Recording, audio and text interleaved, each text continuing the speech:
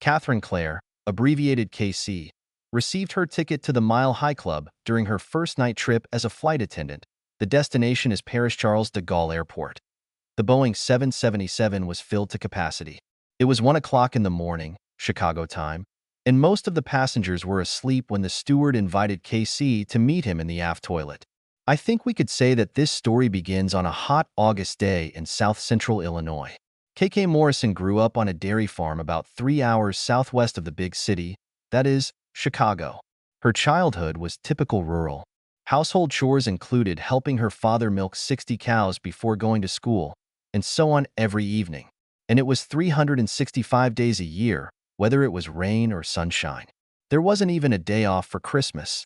The Williams family owned a farm about 20 miles down the highway. They grew 500 acres of corn and soybeans, and also raised a small herd of Holstein cows. For you urban dwellers, these are black and white-spotted cows. Their only child, Matthew, was also no stranger to the milking machine. His parents, however, gave him some leniency because he was the starting quarterback on the school football team. Come on, rebels. They met at a county fair. Both entered the calves at 4 o'clock and found themselves next to each other in the dairy barn. The moment Matt saw KC, he thought he had been struck by lightning.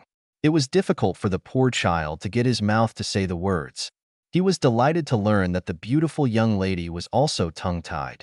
They spent a lot of time staring at each other as if the world around them didn't exist. They were due to start their senior year of high school in a few weeks, and many children their age were allowed to spend the night in the barn with their animal.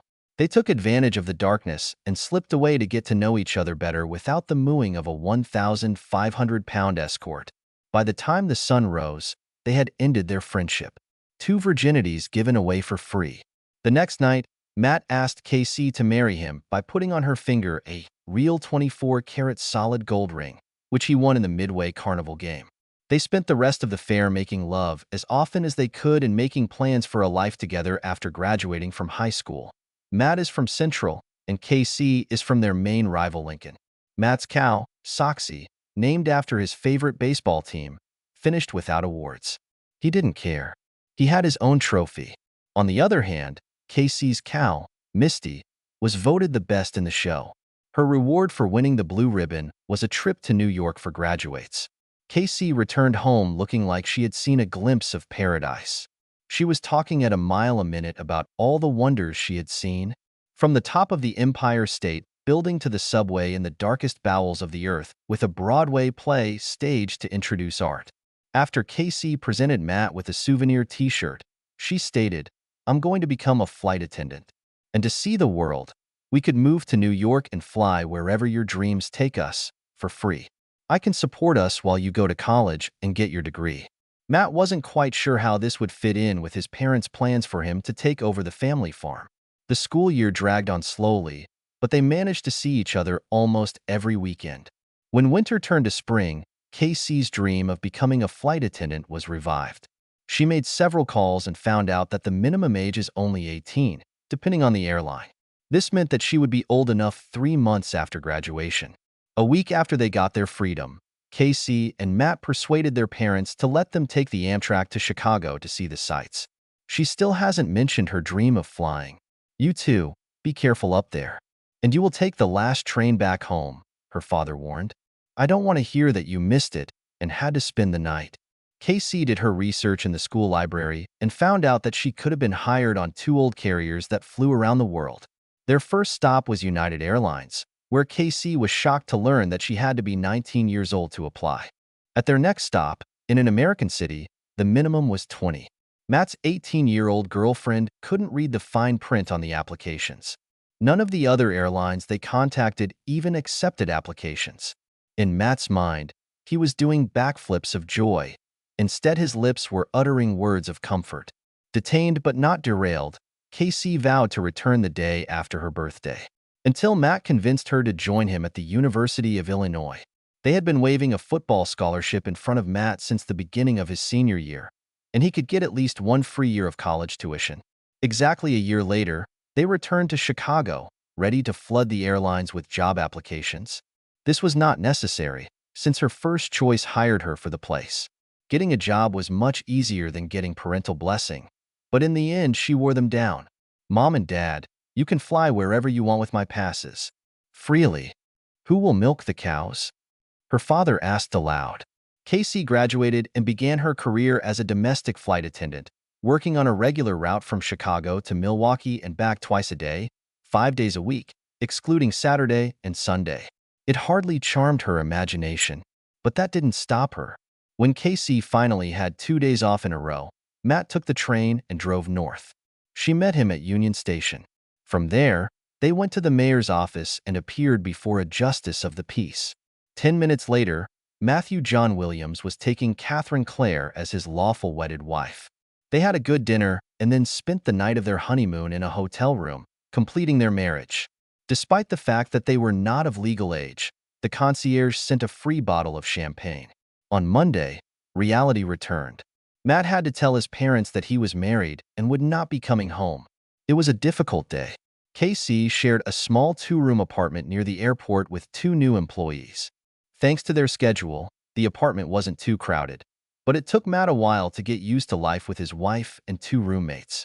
Despite the fact that they were beautiful, he never succumbed to temptation and treated Kimmy and Joyce like his sisters. Matt lost his football scholarship when he transferred to the University of Illinois at Chicago and had to finance his education with student loans. Money was tight, but they were in love with each other. They made plans for how they would spend Matt's salary when he graduated from high school and got a good job. The first time Casey flew to St. Louis, she gave her husband a pass. He got the only seat available on the plane. It was the center seat in the last row that didn't recline back, but he didn't care. He divided his time between studying for the economics exam and watching his beautiful wife work in the aisle. She fed him well and supplied him with water with snacks and drinks. They had 2 hours between flights and shared a very expensive dinner at Lambert International Airport. Matt was lucky, and he even got an aisle seat on the way back. Even better, he got an A on the test. Life was great for the next 6 months. Casey was at home every night. At least once a week, Matt would meet her at the boarding gate, that was before 911, when they let anyone through metal detectors into terminals, and they would take the subway home together. The situation became a little tense when both of their roommates were transferred to another place. To make matters worse, their new base was New York City, Casey's dream posting. Then the airline imposed a hiring moratorium so that there would be no more newcomers who would need to live somewhere. Casey and Matt were now on the hook for all the rent. Matt tried unsuccessfully to find a part-time job. Casey had to take extra trips to make ends meet. She was a tired woman and began to resent coming home and finding her husband studying. They started fighting over a dozen little things. All of this paled in comparison to the money wars that broke out every payday. This made Casey a very vulnerable woman. Unlike most of his compatriots, Steve Kaczmarski preferred to fly with new employees. He used his seniority to work in the aft galley, which gave him a lot of time to get to know new crew members. That is, the female crew members. He was an experienced predator and noticed Casey the moment she entered the briefing room. He checked the list. They will be flying the shuttle at 6 a.m. 20 times this month. He'll have plenty of time to add another notch to the bedpost. It was Casey's first flight on an Airbus 319, and she was nervous. Until today, she worked only on the Boeing 737. Fortunately for her, Kaczmarski was there to bring her up to speed. He immediately began courting Casey. She hugged him when they landed in Washington and thanked him for all his help. By the end of the trip, he had her mobile phone number. After their second trip, their texts became much more personal than the work ones. Every day when they weren't flying, they talked on the phone. He found out something about her and started showing up with little gifts like her favorite cookies. Nothing special, just something to show that he was paying attention to her. Kaczmarski did not hesitate to express his opinion about his husband, who stayed at home to read books while his wife worked maximum hours. For the next 3 weeks, he tried his best to be there whenever Casey wasn't sure what to do, whispering in her ear like a snake. One of the senior flight attendants took Casey aside and warned her, "Listen to a wise word. There are 2 types of stewards working for this airline. Guys who use everything that walks, and straight guys who use everything that walks. You're a beautiful woman, and you've attracted a lot of attention. You should be very careful with those whom you consider your friends." Casey chalked it up to jealousy. Besides, she felt in control. By the end of the month, they were inseparable like thieves, and Casey shared details that should have been her husband's exclusive property. But Kaczmarski had some trouble making the deal because Casey didn't agree to meet with him when they weren't flying. Weekends were so expensive that she wanted to spend them with her husband, if only to quarrel with him. Everything changed when the team called Casey and said that she had been transferred to Red Eye in Paris, France, in connection with their anniversary. Matt wanted to come with us, but the seats on the plane were sold out. It would be the first night the Williams hadn't spent together since they got married. It took a lot of effort, deals, and outright schedule manipulation for Kaczmarski to get someone with so little experience to make a non-stop flight to Paris, but he managed it. He had big plans and was very confident that KC would run into them during their stop. The day before their departure, a messenger arrived with a package for KC. She thought it was from Matt until she saw the note. Something beautiful for someone beautiful. Ho ho ho. Steve. KC blushed when she saw the delicate lace underwear. She called Steve, "I am a married woman. I can't accept it. This is a belated birthday present. Besides, it's what all women in Europe wear." Matt thought it was their first anniversary, and all their plans were in tatters. Since he couldn't fly with her, he wanted to surprise KC. He spent the last of his emergency money to buy a gold chain with a 1/4 carat diamond pendant. It really was a thought that mattered. While Casey was finishing putting on her makeup, Matt went to hide the gift in her rolling suitcase. When he opened the bag, he felt the shock of a lifetime. Folded on top so it wouldn't crumple, there was a little black dress that he had bought at a resale store to celebrate their anniversary. It looks like she went shopping at the lingerie store because he didn't recognize the delicate lace negligee. There were 2 packages of nylon stockings. The back pair of seams had not been opened, but the other package was empty. She must be wearing them under her uniform, he thought.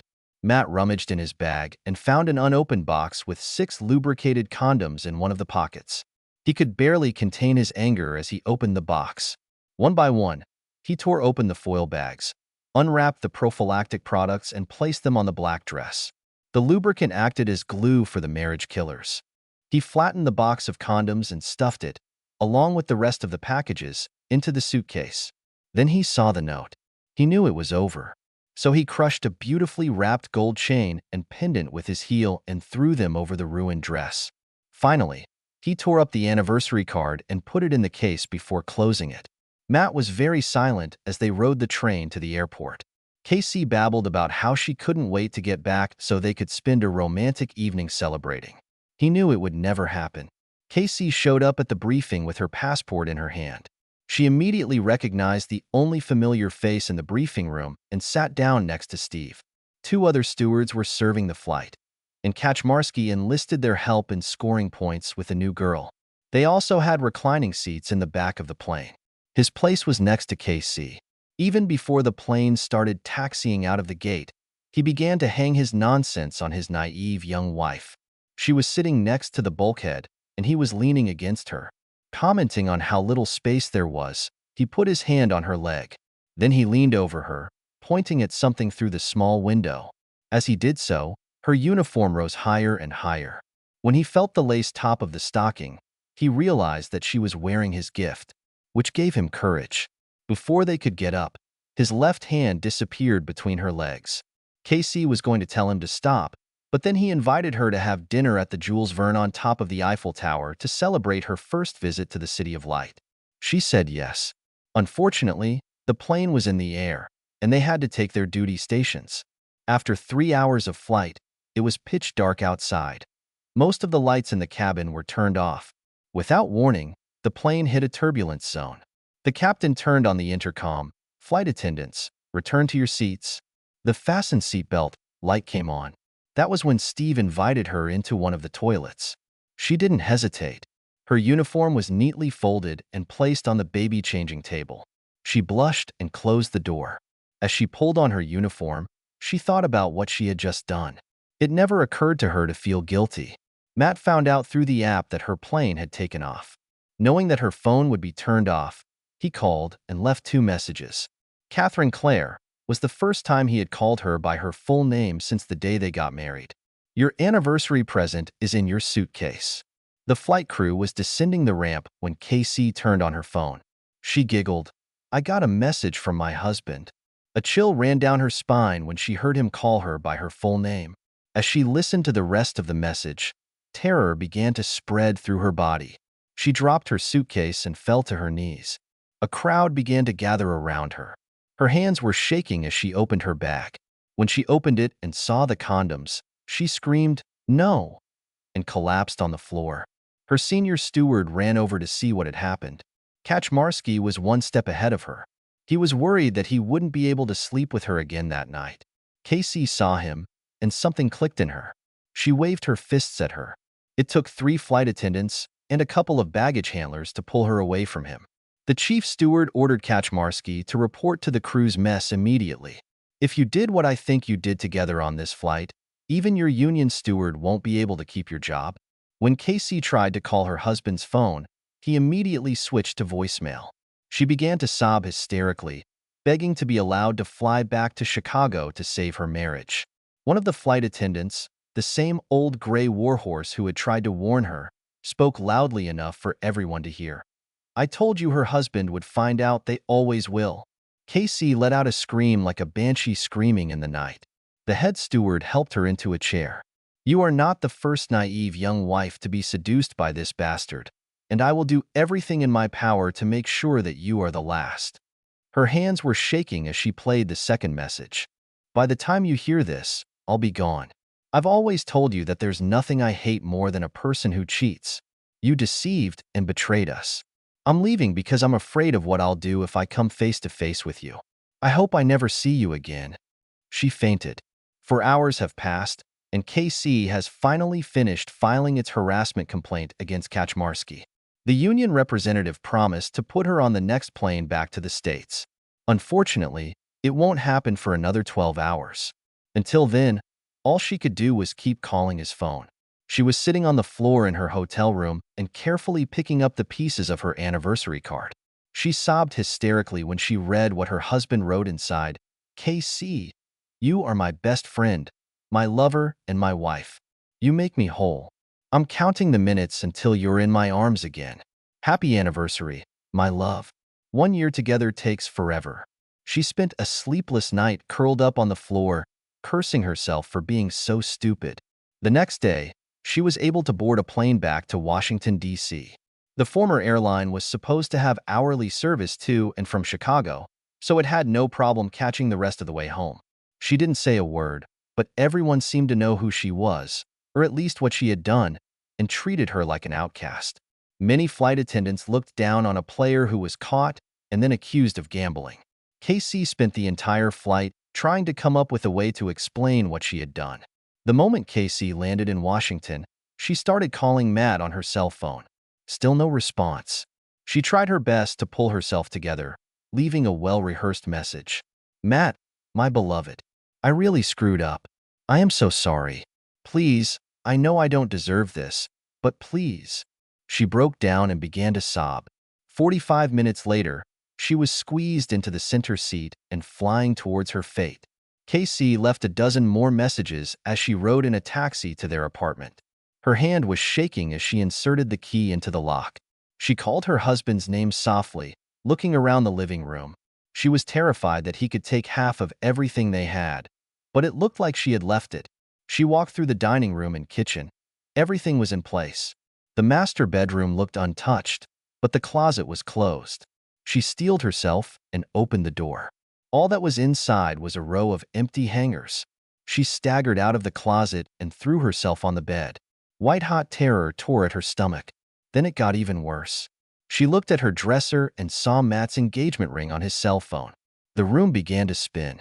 She clutched the ring in her hand and cursed herself for ruining her marriage. It was almost 1 o'clock in the morning before she could drag herself to the bathroom. She turned on the shower as hot as she could stand and tried to wash away the shame. But there wasn't enough soap to wash the stain off her soul. Casey knew she had to leave the empty apartment. She needed her mother. So she went into the darkness, praying that her mother would have an answer. Casey felt better when she saw the light of the dairy barn. She thought about how many mornings she had spent with her father milking the herd and wished she could turn back time before she made her mistake. The tires of the car crunched on the gravel. She was going to walk home, but something was wrong in the barn. "Uncle Hank?" she called out. "What are you doing here?" Her mother's brother continued to work, replying, "Matt came by yesterday to explain to your parents why he was leaving. You know your mom has had a weak heart for a while now." Casey started chanting, "No, no, no. Please tell me she's alive." "She's alive, but not because of you," Hank replied. "And she had a massive stroke. Your father called from the hospital and asked me to look after the farm. That's what a family does." "Which hospital? If I were you, I wouldn't try to visit her. You're the last person your father would want to see." "Is Matt still here?" "No. He left last night after your mom was stabilized. I've never seen a more devastated person." KC called the crew support service and quit the airline to work on the family farm. Her mother recovered, but was partially paralyzed. The adulteress became her full-time nurse as a penance. It's been more than 5 years. KC was a dedicated nurse, never complaining, even when she had to change her mother's diapers. When she wasn't looking after her mom, she helped with the housework. She never pretended to be a martyr, not even the day the sheriff handed her the divorce papers. She accepted her fate with silent dignity.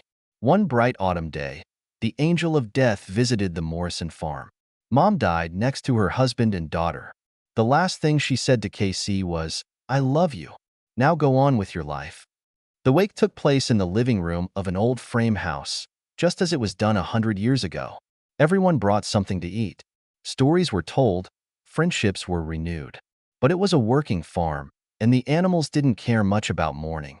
KC was caring for a sick calf when she saw a little boy enter the barn. "Hello, cows," the 3-year-old announced to the large animals. KC stared at the visitor. She recognized his face from a black and white photograph that her ex-mother-in-law had hung on the piano. No, this photo was almost 30 years old. Her heart was pounding. He must be her ex-husband's son. She collapsed to the ground, sobbing. The little boy knelt down in the hay. "Are you okay, lady?"